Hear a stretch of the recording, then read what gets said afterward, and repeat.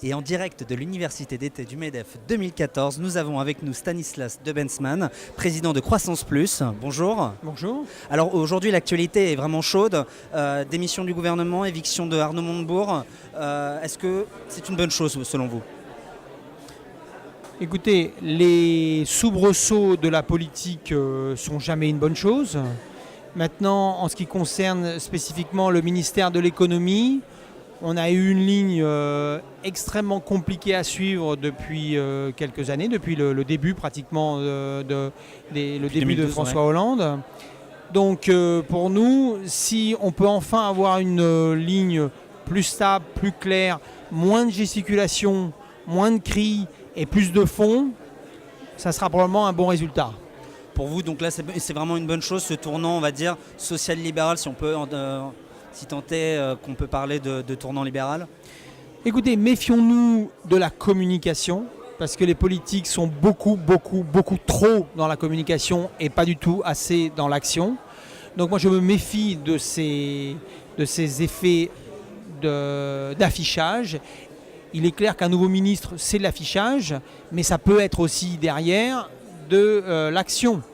Emmanuel Macron à l'Élysée n'a pas réussi à éviter des 2 premières années catastrophiques d'un point de vue économique. Il n'est que conseiller aujourd'hui, il est ministre Hollande. de l'économie. Voilà, donc est-ce qu'un ministre de l'économie est plus puissant que le secrétaire général adjoint de l'Élysée? Nous le verrons. On peut en douter, on peut l'espérer malgré tout. Si plus globalement et plus sérieusement, l'ensemble du gouvernement se met à aller dans une seule direction, qui est une direction pragmatique pour relancer l'économie française et donc s'attaquer aux réformes de structure. C'est quoi la réforme de structure?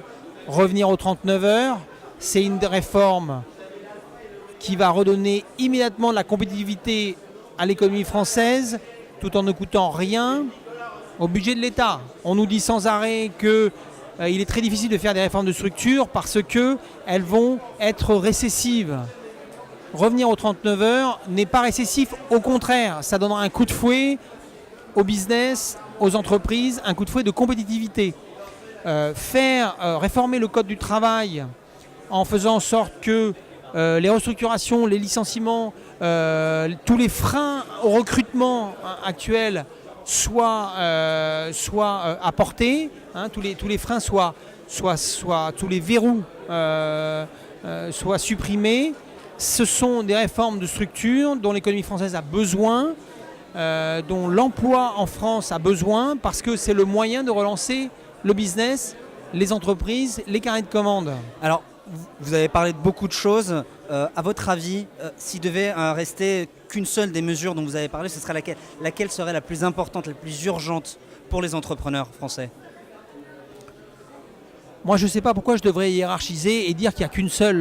voilà. Ce que je peux dire, c'est que le code du travail, c'est urgent. Le temps de travail, c'est peut-être, si vous n'en voulez qu'une, celui que je mettrai en avant. C'est une réforme, encore une fois, qui n'est pas récessive, qui va redonner immédiatement de la productivité, de la compétitivité à l'économie française. Tout le monde le sait, tous les gens sérieux qui sont penchés sur cette question montrent que les salariés français travaillent en moyenne 200 heures par an de moins que les concurrents européens, les concurrents d'Europe du Nord qui ont le plein emploi.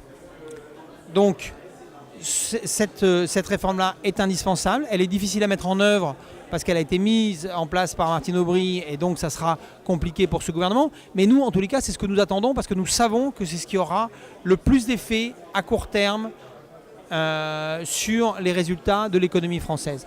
Après, je vous ai dit le code du travail, le temps de travail, et puis certainement une logique de fiscalité beaucoup plus souple et légère sur l'épargne et sur l'investissement